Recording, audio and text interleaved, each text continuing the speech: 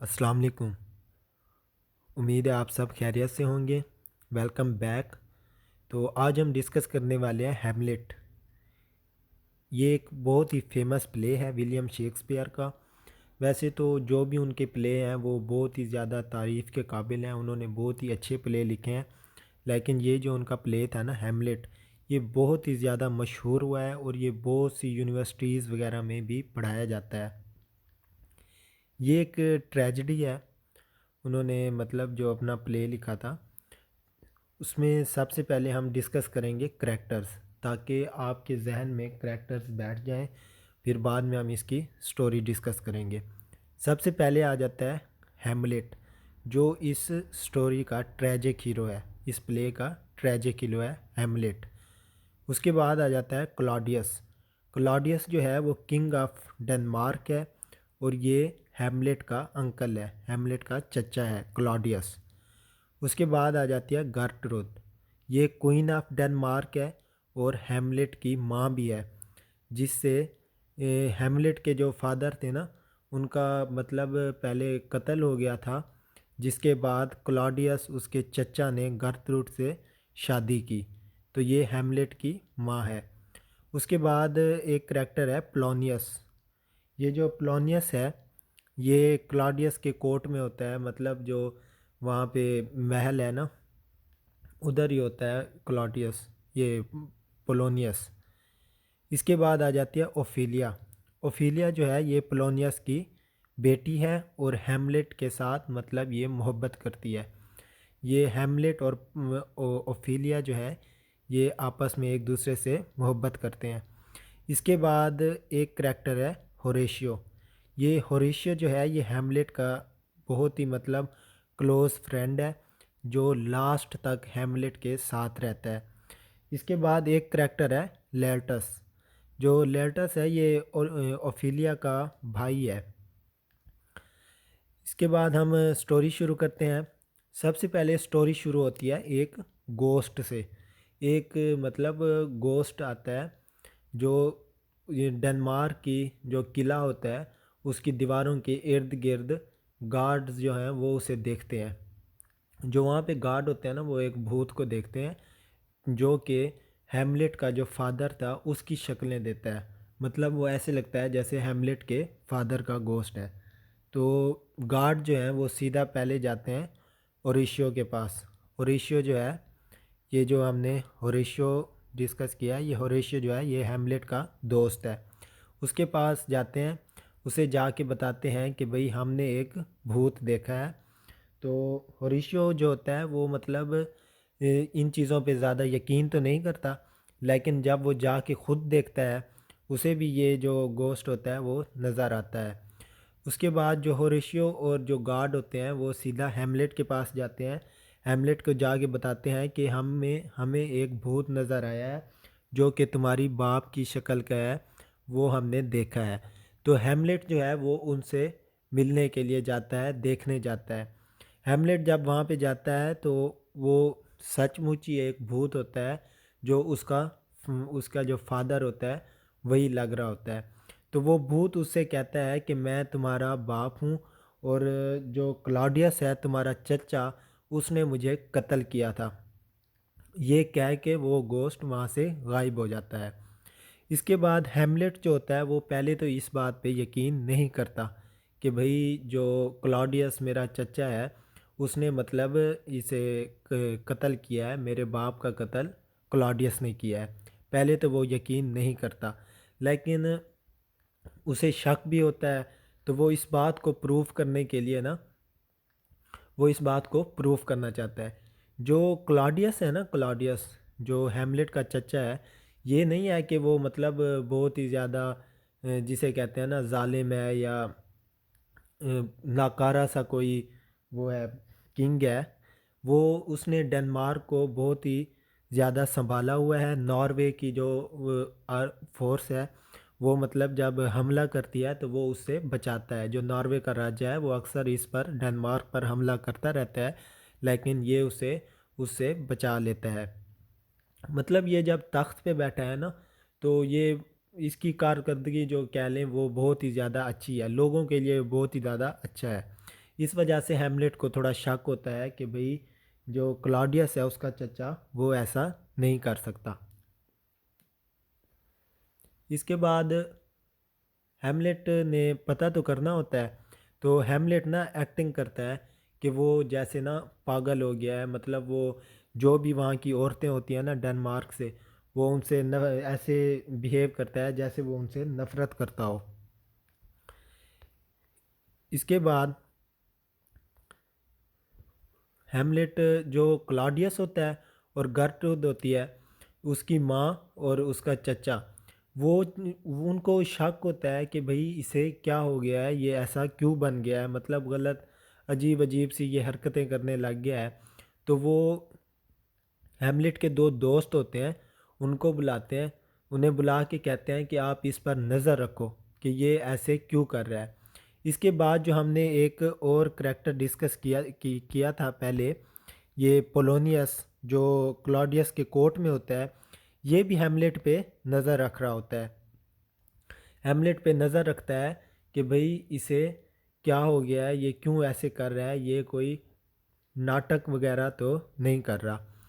इसके बाद हैमलेट एक काम करता है, हैमलेट ना एक ड्रामा, मतलब जो थिएटर पे कर सॉरी ये जो थिएटर होते हैं ना, इन पे जो ड्रामा वगैरह करते हैं, तो हैमलेट ना एक ड्रामा करता है, एक प्ले दिखाता है जिसमें क्लॉडियस और जो उसकी माँ होती है गर्ट्रूड, वो वहाँ पे आते हैं।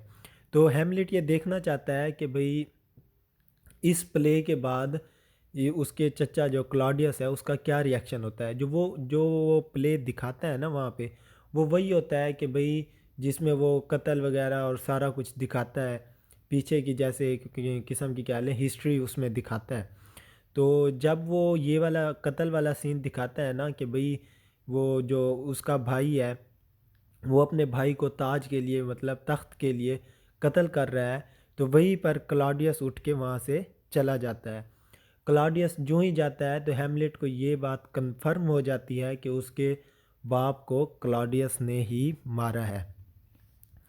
इसके बाद जब उसे कंफर्म हो जाती है ये बात, तो उसकी जो माँ होती है गर्ट्रूड, वो उसे बुलाती है, हैमलेट को अपने पास बुलाती है। जब वो वहाँ पे जाने लगता है तो दरमियान में देखता है कि एक कमरे में क्लॉडियस अकेला है, और वो उसी टाइम हैमलेट जो है वो उसे मार सकता है, इजीली उसे मार सकता है।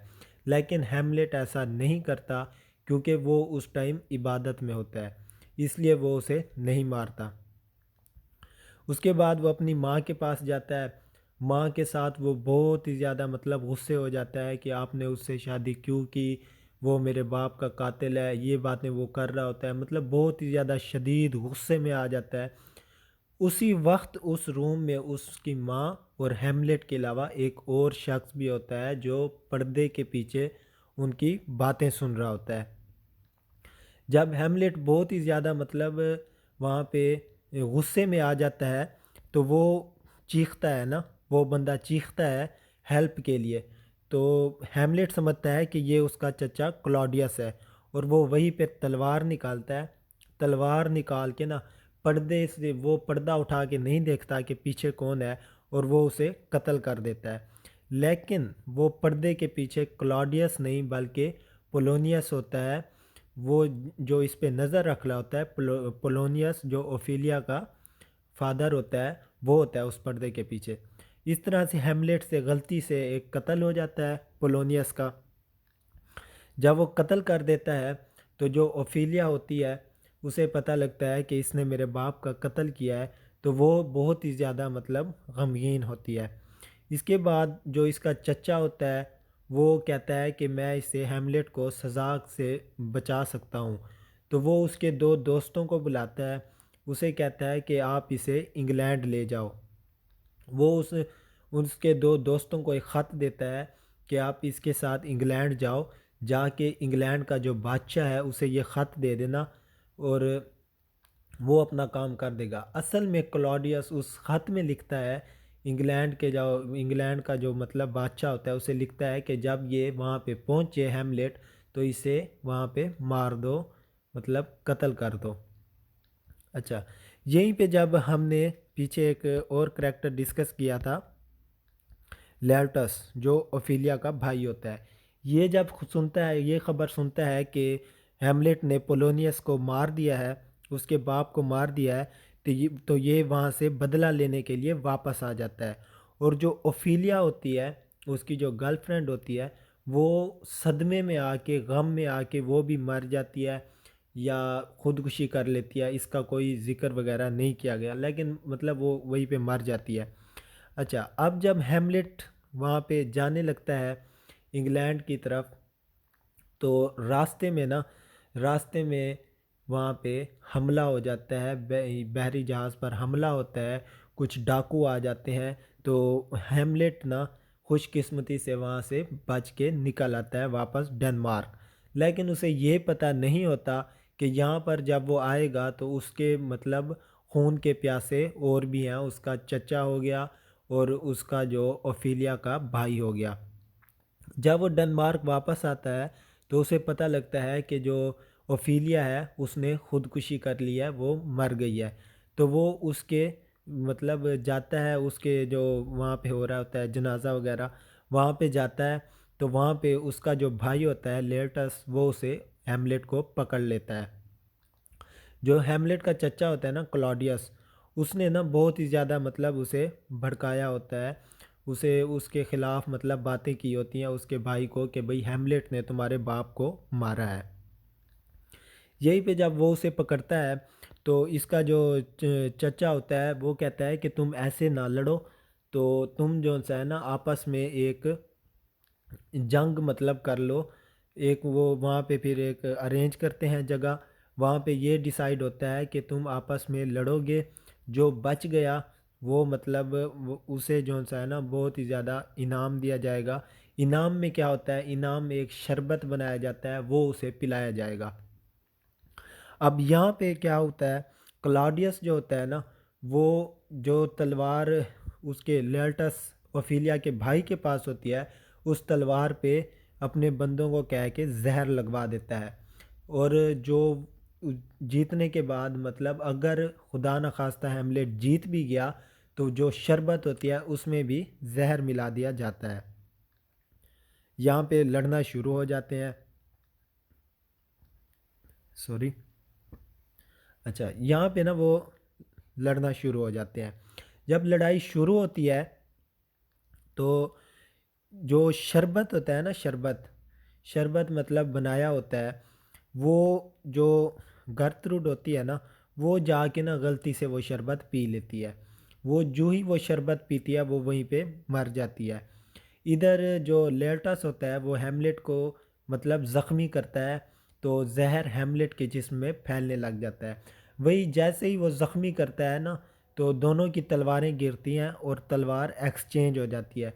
जो हेमलेट के पास तलवार आ जाती है, वो दूसरी आ जाती है जिस पे जहर लगा होता है। वो उससे जब लेल्टस ओफिलिया के भाई पर वार करता है तो वो भी मतलब उसे भी जहर वाला घाव लग जाता है।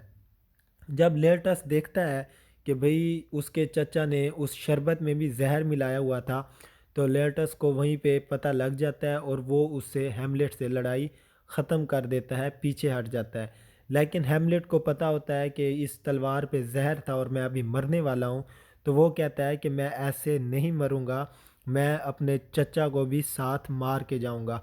तो वो वहीं पे जाता है, जाके अपने चचा को क्लॉडियस को भी वहीं पे मार देता है। तो यहीं पे आके इस प्ले का एंड होता है। सारे मतलब वहीं पे मर जाते हैं, सिर्फ एक बंदा बचता है, वो होता है होरेशियो। होरेशियो मतलब जो मेन करैक्टर हैं वो सारे वहीं पे मर जाते हैं, होरेशियो बच जाता है। तो उसी टाइम ही नॉर्वे की जो आर्मी होती है वो वहाँ पे हमला कर देती है। हमला करने के बाद वहाँ पे हमला करती है। हमला करने के बाद जब वो वहाँ पे पहुँचता है नॉर्वे का बादशाह, तो वो देखता है कि सारे वहाँ पे मर गए हैं। तो जो होरेशियो होता है, दोस्त होता है हेमलेट का, वो उस बादशाह को बताता है कि यहाँ पे ये मतलब सीन हुआ है, यहाँ पे इन्होंने आपस में जंग की है। हेमलेट के जो फादर थे उसे क्लॉडियस ने कत्ल किया था। उसके बाद हेमलेट को पता लग गया तो हेमलेट ने ये खेल खेला। जब उसे नॉर्वे के बादशाह को पता लगता है तो वो मतलब बहुत ही ज़्यादा हैमलेट को जैसे एक फ़ौजी को मतलब दफ़नाया जाता है और उसे खिराज तहसीन पेश की जाती है, तो इसी तरह वो बहुत ही ज़्यादा उसे एक हीरोइक मतलब नेम देता है और उसे उसे खिराज तहसीन पेश करता है। यहीं पे आके इस प्ले का एंड हो जाता है, यहाँ पे आके प्ले एंड हो जाता है। तो उम्मीद है आपको इसकी इस मैंने तो अपनी तरफ से पूरी कोशिश की है तो कि आपको इसकी एक समरी आपके जहन में बैठ जाए। एक उर्दू में आपको समरी बताई है ताकि आप जब लिखने लगें तो आपको इजीली समझ आ जाए। अगर आपको वीडियो अच्छी लगी है तो लाइक कर दें, चैनल को भी सब्सक्राइब कर दें ताकि आपको नेक्स्ट वीडियो मिलती रहे। जज़ाकल्ला और शुक्रिया देखने के लिए। खुदा हाफिज़।